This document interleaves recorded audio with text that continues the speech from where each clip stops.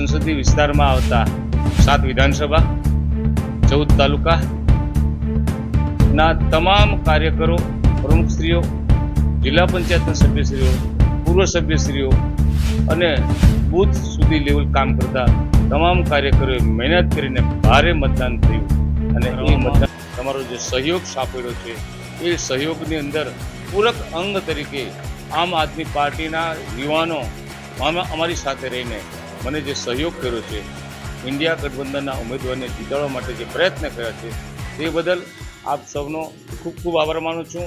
આજનું જે મતદાન થયું એ મતદાન ભારત સરકારની જે નીતિ અને કહેવાનું કંઈ અને કરવાનું કંઈ એ ડોગલાપન છે, એ ડોગલાપનની વિરુદ્ધમાં બહેનોએ મતદાન કર્યું છે, ખેડૂતોએ મતદાન કર્યું છે, યુવાનોએ કર્યું છે. યુવાનો તો કરે જ, કારણ છે કે યુવાનોને રોજગારી મળી નથી. વચનો જે આપેલા એ ફેલ ગયા છે, ખોટ ગયા છે. ત્યારે ખેડૂતોને પણ ભાવ નહીં મળ્યા. આવા સંજોગોમાં ખેડૂતોનો આક્રોશ, બહેનોનો આક્રોશ, યુવાનોનો આક્રોશ અને આજનું જે મતદાન છે એ આ બધાનું પ્રતિબિંબ છે.